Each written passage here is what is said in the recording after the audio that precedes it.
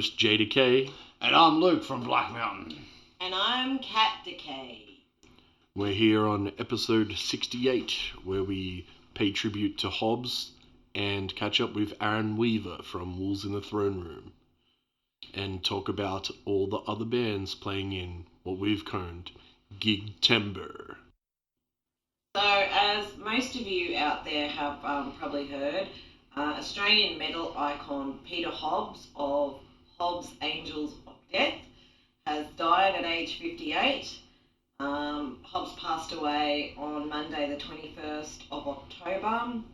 Hobbs Angel of Death was first formed by the namesake musician in 1987, and since that time he has been nothing but an inspiration and an icon to up-and-coming metal bands within the scene.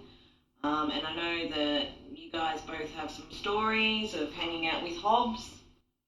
Yeah, I do believe we actually caught up with Hobbsy at probably his last actual show that he did before he sort of passed away, Jay, down at Heavenfest in Maria this year. Yeah. One of the greatest performances I've seen at a South Coast show. Yeah, it was incredibly rockin' show that he put on, man. Like, wow, like legendary. Definitely left us youngins to shame. Oh, yes, and definitely.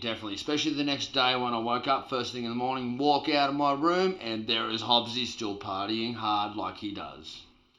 Yeah, he definitely liked to give back to his fans and, hang out and talk and, yarn. He's a top Aussie bloke, A most gracious man. Yeah. I myself got to have a very long yarn with him that night around the campfire. It was, truly inspiring, man. Vale Hobbs. Long live your legend, sir. Yeah, rest in peace, buddy. Yeah, I'd also like to say my condolences to his family and friends and associates. And now we're going to move on to Jay's interview with Wolves in the Throne Room, Aron Weaver. Hi, and welcome to Canberra Metalheads. I'm J Decay, and we're here with Aron from Wolves in the Throne Room. How's it going, Aron? I'm really good, JJ. I'm just here in our studio at the edge of the woods, enjoying a beautiful fall day. We're getting some fall sunshine, which is relatively rare around here. Gives us a chance to enjoy some crispness in the air and some color on the leaves. Lots of mushrooms out in the woods. It's a good time. Yeah, beautiful. Yeah, I get to catch up with you ahead of your Australian tour coming up in November. Could you tell us a little bit about it? Sure. I mean, it's been 10 years since we've been to Australia, and we've been trying over the years to find the time and find the right situation to come down there again, because I know we've got a lot of fans down there, and we're really stoked that it's finally coming together. We've been in the studio for the past 7 or 8 months working on a new record, and this will be our first foray out of the studio in a while, so we're just chomping at the bit and ready to bring the thunder. Excellent. I loved your last piece in 2007, I think it was.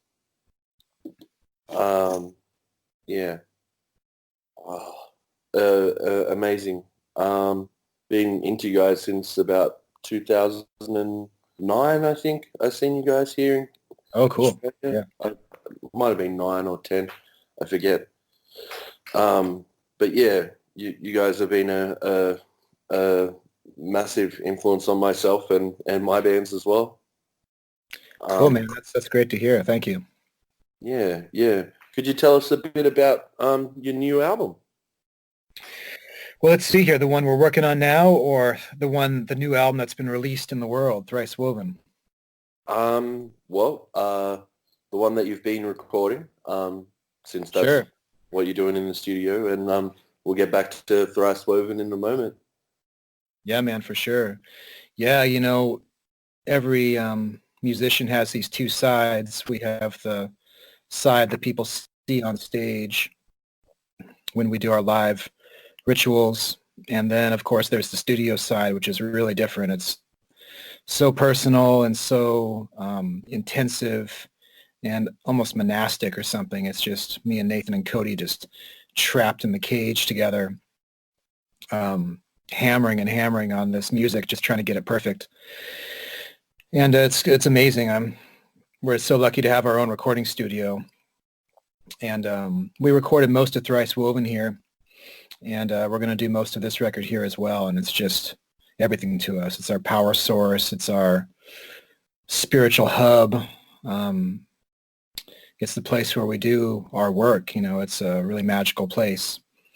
And it's going great. I mean, making a record is really hard. It's fucking work. It's like pushing multiple rocks uphill, and sometimes one of them starts rolling downhill and you have to go chase after it and the other ones start rolling.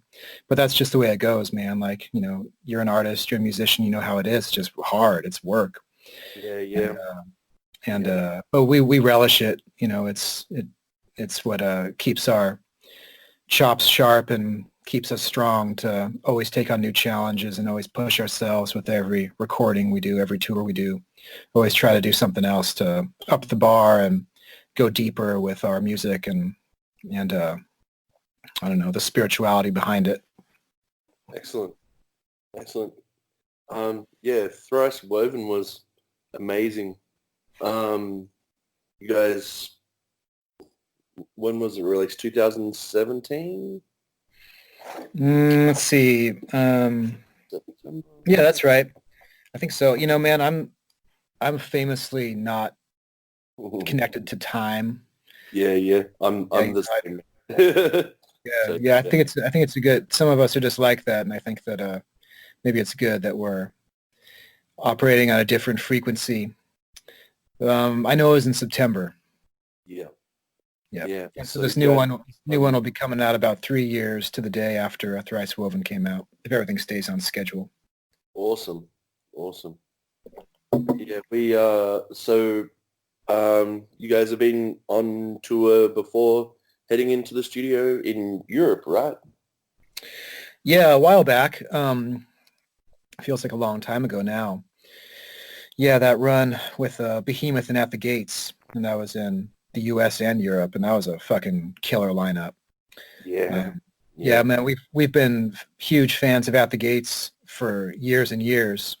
Yeah, huge influence on ours and complete heroes. And I mean, Slaughter. Like whenever I go into a new room, a new recording space, there's two records I always listen to. The first one is Injustice for All, because I just know that record inside and out just from being a kid.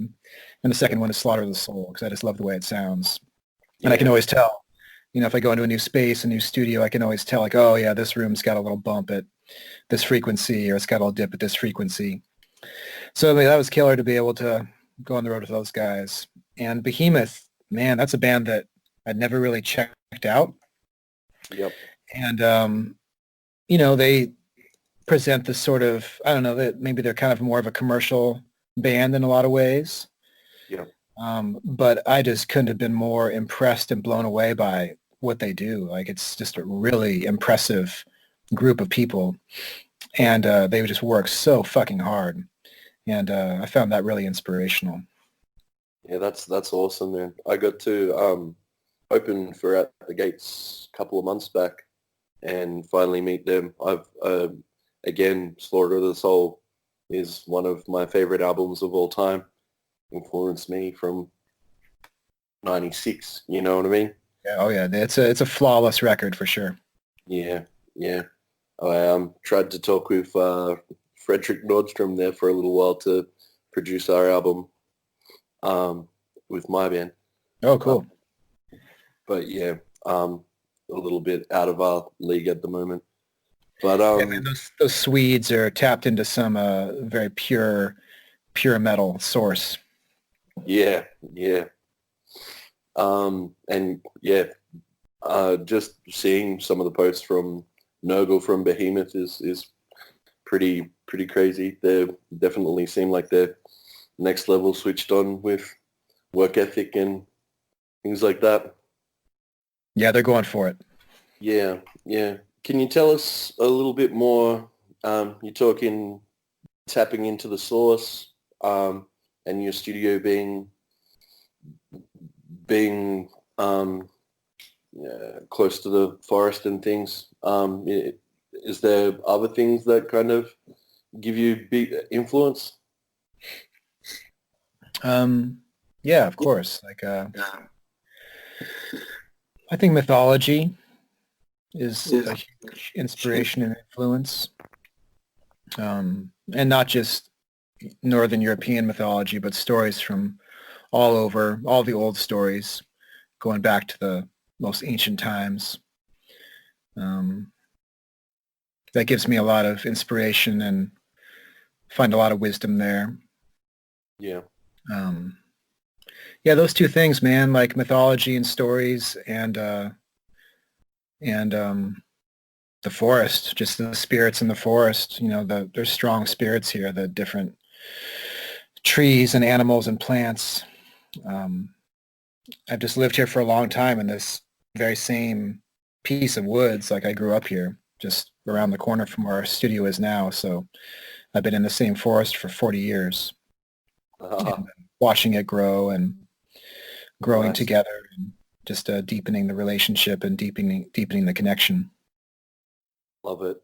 I grew up in the bush myself.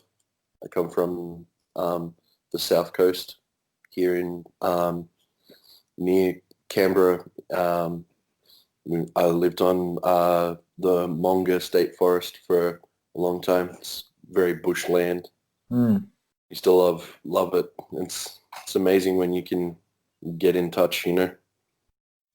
Yeah, it's real. Like everything slows down and you can just connect with some things that are really old and find some really beautiful wisdom and peace. Yeah. So with the new album, is there any new studio techniques or anything that you guys are bringing in? Yeah, you know, we always are refining our process. I don't think there's anything new necessarily, but it's just being better at it. You know, I think that, you know, in the early days, being a musician, there's a lot of just fumbling around, and if you're lucky, stumbling on something that's really magical and really good. Yep. And it's just a fact that music is a craft, just like anything else, like woodworking or blacksmithing or magic. You just get better at it, and are able to have a image in your mind's eye, or have a dream, or have a, you know, the sound inside your head. Just being able it's to be produced, to get it out, own your craft. It's wonderful. I guess one thing that's different is that we've always gone to another studio to do the drums. You know, I played drums in the band. Yeah. And we did a big round of remodeling and work on the studio to make a really beautiful sounding drum room. Yeah, nice. My brother cut down there's a few cedar trees growing next to the studio, big ones, and we cut those down and cut the wood up on a sawmill, and like a portable sawmill, and made the wood into these acoustic panels to make the room sound really sweet and beautiful. And I think it's the best drum sound we've ever got. That's awesome. Yeah, a good friend of mine, he always says, if you've got a budget or an allocation of time to spend on an album, always spend 98.9% of your time on the drums. Yeah, that's you know, I would certainly agree with that, being the drummer. Yeah. I don't know, man. Like maybe our band's a bit different because we have so many layers. You know, I know a lot of bands are maybe lucky to be able to just lay down the rhythm guitar 1, rhythm guitar 2, double them, do the bass, and you're good. But, you know, sometimes we have 50 layers of guitars going on. Yeah, crazy. Have you guys played? I think you guys played Canberra a couple of years ago. Do you remember? Could you tell us about your last Australian tour? Yeah. Oh man, it was crazy. Um, yeah, we were just reminiscing about that. It was 10 years ago, so it's been a Yeah, long fucking time. And that tour was crazy because we flew into Adelaide, and from that point on, we drove everywhere. We drove to Melbourne, drove crazy. to Canberra, drove to Mel. What's the big city? Sydney. And Sydney. And I think, and these are long ass drives. I remember these drives. You can correct me if I'm wrong, but 12, 14, 16 hours. Yeah, Sydney to Queensland. We did it the other day in 14 hours. Yeah, yeah. And we were with another band, this band from France called Monarch. And we Yeah, were in a small ass fucking van, like not the large American van that we're used to, like a Dodge Ram 350 or something. No, this was yeah, yeah. Toyota like a 12 Toyota kind of thing. seat. Yeah, it was Meaning exactly. It was crazy. It was crazy. And like the guy that brought us over there was driving and tour managing, and I don't think he slept once. Like it was crazy. He was chugging Red Bulls. He was going through like a case of Red Bulls a day, and just had a crazy ass look in his eye. And I think he fell asleep at the wheel a couple times. And Oh, that's brutal. we'd wake up with the van kind of going off into the bushes. And at a certain point, we're just like, fuck it, and just kind of surrendered to the experience and accepted that it might be the end of the road for us. But it was a wild ride for sure. Yeah, yeah. But the shows were killer, man. And like the audience response even back then was so good, and really looking forward to coming back. Yeah, yeah. I'm looking forward to seeing you guys with, I hear they got King doing your national support, which is amazing. Their album came out last year. Dave Haley from Psychroptic and Tony, ex-Blood Duster. So that's like two of Australia's royalty doing a nice new black metal band there. Nice. So that sounds like it's going to be an honor for us. Yeah, it's going to be rad. The local supports for the Canberra show were announced. So I think we have Claret Ash and Plowshare. They're great up-and-coming bands. I've been good friends with Claret Ash for a long time. We've had them on the show twice before. Great Aussie bands. I'm looking forward to it. It's going to be an amazing show. That's so good. Yeah, we're definitely going to bring everything we've got, and we're stoked, man. We're ready. Excellent. So you were saying not long now till the new one. Anything else that you want to cover off before we head off today? I don't know, man. It's just like the thing for me that I've really been feeling the past couple years is just this. Maybe it's just a matter of getting older and just having some different perspective. But I just have this really profound gratitude for having the opportunity to do this, to do music for my livelihood and have this opportunity to share with people. And the fact that we've got fans in Australia who want to come out and see us is really humbling, and we just really appreciate it, and feel that feel really honored by it. Amazing. Yeah. You guys grew up in kind of like the underground scene in America. Maybe you could tell us a little bit about the kind of like party scene there. Yeah, man, it was crazy. It was, I think, kind of unique in a lot of ways. Like every now and again, I'll encounter some similar little pockets in other places in the world. But the way our band started was, it's hard to explain. It was such a unique kind of cultural experience, but I don't know, maybe you can kind of envision a rave in the woods back in the day, like when raves were underground and dangerous, but instead of techno music, it's black metal. Yep. And that's really where our music was created, in these outdoor gatherings in the forest. With a lot of with a lot of like-minded people, people that are making these connections between black metal and trying to just shift our lives in a way to be more tuned in to magic and be tuned into the voices and the spirits of the earth, and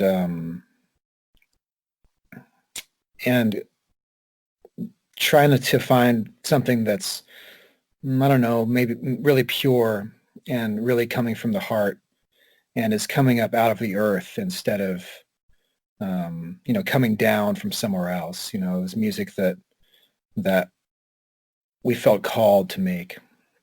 Yeah, man, it's like, it was a really beautiful thing to be a part of, and it still informs, what we do. Very similar to some of the Australian scene, because we're so separated. A lot of the outlying areas that don't get many big touring bands through, a lot of it is rituals in the forest and things like that, kind of like raves, just remote areas with 200 or 300 people. Yeah, man, that's cool. I'd love to be able to experience some of those sort of events and gatherings. Yeah. Yeah. I super jealous. Would love to go to the States and check out some of your landscape. Yeah. Is there anything else you would like to say before we round up and finish up for today? No, man, I think that about covers it. I've got a friend rolling in here pretty soon, Awesome. who's going to drop off a guitar for us. He's got this really beautiful Les Paul he bought new in the store in 1972. Really, it was a really nice high-end one back in the day, and he just keeps it in the case in the closet. And every time we do a record, I give this guy a call, and he brings his guitar down so we can lay down a few of those, lay down a few tracks with it. So that's what I got next in my day. All right, man. Well, enjoy, and I look forward to meeting you in person and seeing your show. That sounds great, JJ. Yeah, man. We'll see you down there. Okay, mate. Well, thanks again for coming on, and yeah, we'll catch up soon. Yeah, man. It's a pleasure. Yeah, be well. Yeah, you too, mate. Cheers. Right. Bye. Bye. And that's it for our show this week.